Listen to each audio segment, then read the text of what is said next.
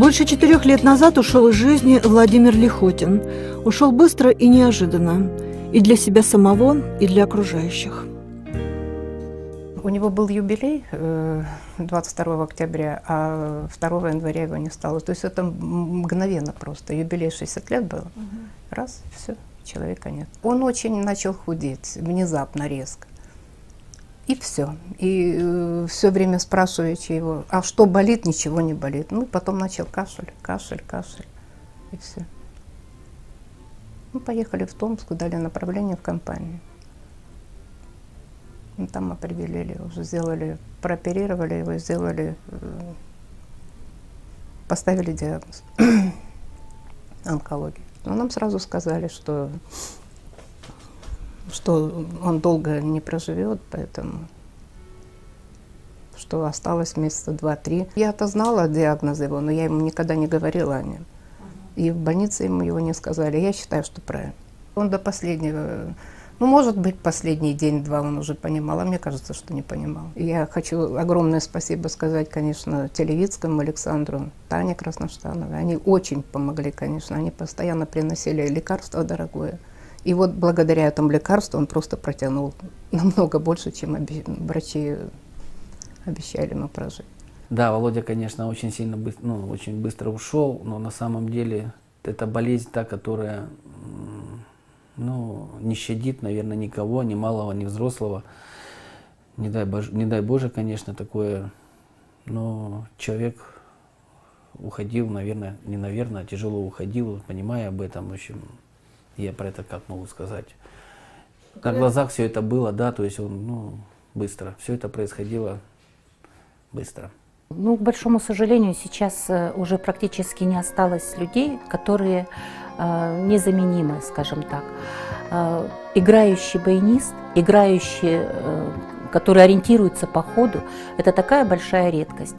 И вот когда не стало Владимира Федоровича, конечно, очень печально, и мы сразу ощутили это, потому что его приглашали на все мероприятия, на различные, городского, районного уровня. Он представлял наш район на фестивалях и конкурсах.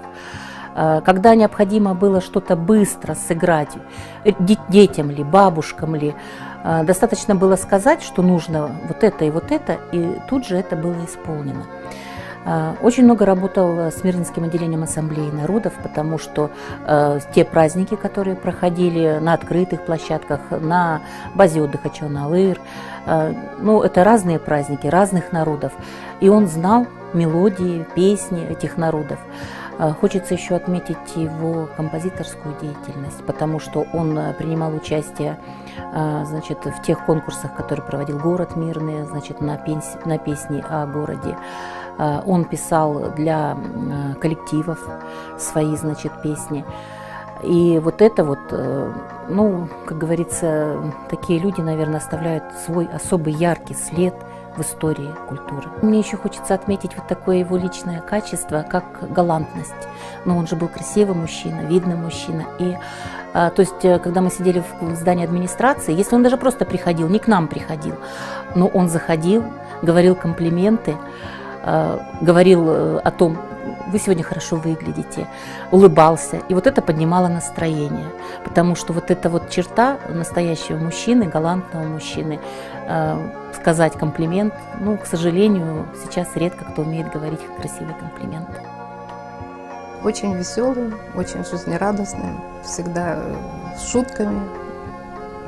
С людьми очень общался свободно, легко.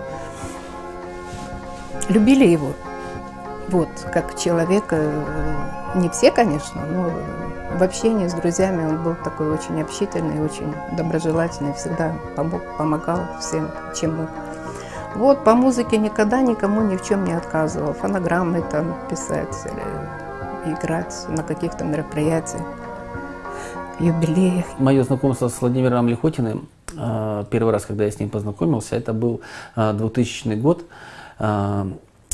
Мы ездили командой КВН и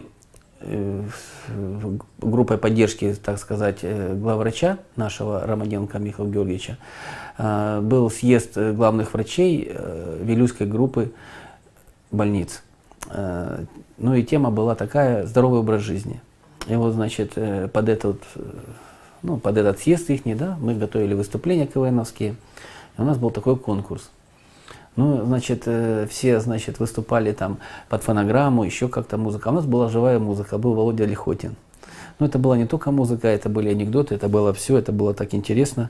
Когда у нас был прощальный ужин, это было в Сунтарах происходило, когда у нас был прощальный ужин, ну, совместный со всеми, с врачами, с командами, значит, Володе Лихотину подошел один мужчина, и что-то они между собой говорили. Потом Володя взял свой инструмент, баян, вышел в центр зала с этим мужчиной, и под его аккомпанемент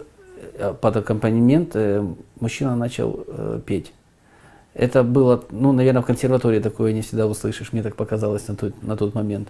И упоением этой мелодии, этого, ну, всего действия, Вова положил свою голову на баян, и такое ощущение было, что он прямо этот баян слушает, что из него вылетает, с одной стороны, и как звучат звуки песни, издаваемые этим человеком, да, в другое ухо к нему прилетает. Это было так, ну, это было так замечательно, в общем, это было так интересно, и, ну, вот, воспоминания остались до сих пор.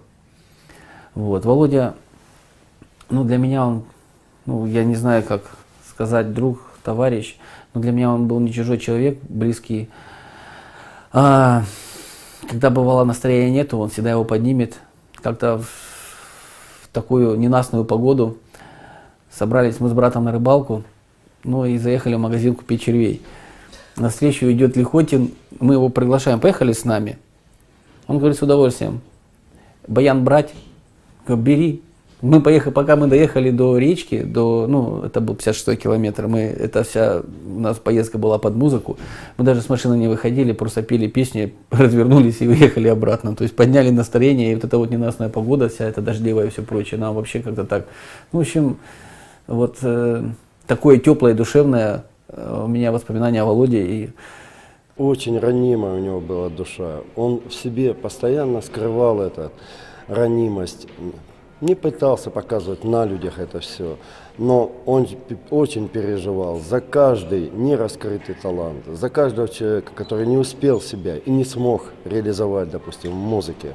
Потому что и вообще Володя это был, ну, я считаю, выдающийся музыкант, именно мелодист русской природы, я бы так сказал. Потому что одна его песня о России – это что-то с чем-то. Вот что самое интересное, в 2006 году, когда первый раз он показал эту песню, когда Тарас спел ее на День шахтера, я не особо придал значения, ну, словам, по крайней мере. Музыка, да, музыка прекрасная, все. Ну, а потом, когда я раз, второй, третий послушал, боже, дома, это что-то с чем-то. Это глубочайшие слова. И вот я просто понял одну простую вещь. В тот момент, в 2006 году, я просто до них не дорос. Вот на «Играй гармонию» меня 3 коллектива попросила его песню «Россия». Говорит, ну переложим на 4 голоса, на 3 голоса. Говорит, очень эта песня нравится буквально с первых нот. С первых нот вступления сразу. Она захватывает, ведет за собой. Так что я считаю, что это просто для Мирного это шедевр. Он долгое время еще проработал в нашем театре балета «Алмазы Якутии». Больше 15 лет. Еще с Патеевой он работал. Ну, потом с Таней Рахманиной. Вот. Очень долгое время он еще был руководителем оркестра народных инструментов, который был при нашей школе искусств. Руководил оркестром. Взрослым оркестром. Ну, не оркестр назывался, а ансамбль просто. Вот, инструменты, домры, баяны. Он очень талантливый был аккомпаниатор, конечно, от Бога. У него такая бисерная техника, мелкая была. Таких баянистов очень мало, очень мало. Он работал, когда закончил училище, после Донецкого училища, он работал в кубанском народном хоре, танец и хор в Краснодаре. Лет 8, наверное. А потом, после Краснодара, он переехал в Беларусь, в Минск. И в Минске работал в белорусском ансамбле танца. Ну, туда простых аккомпаниаторов, конечно, не берут, туда берут тех, которые играющие. Вот поэтому у него такая техника была очень четкая, бисерная, очень такая качественная. Владимир Федорович Лихотин. Он появился в городе Мирном в 1984 году, был приглашен концертмейстером в народный танцевальный коллектив «Дружба», балетмейстером, в котором был Борис Сергеевич Нагорнов. И он работал в паре с Валентиной Кучер, концертмейстером тоже этого коллектива. Но проработал он недолго в связи с особенностями своего взрывного неуживчивого характера. Потом он переехал в Удачный, там он несколько лет работал, и затем вновь вернулся в Мирный, потому что ему здесь было комфортно, его здесь знали, здесь большое поле деятельности. И, конечно, все эти годы мы общались с ним, и он работал, по любому вопросу музыкальному, можно было к нему обратиться. Тогда мы начинали работать с национальными общинами, и так как фонограмм не было, а национальная музыка, она особенная, и всем он аккомпанировал. Это было, конечно, трудно и для него, и для нас, но вот мы справлялись, и, конечно, он национальную культуру в Мирном, музыкальную, конечно, он помог поднять.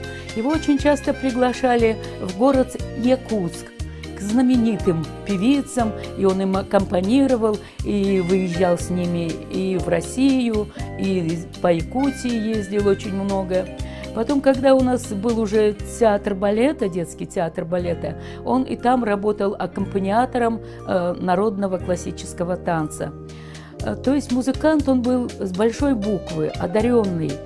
Его Господь, наверное, одарил вот этим музыкальным талантом. Успех очень многих коллективов, которые в Мирнинском районе и в городе Мирном,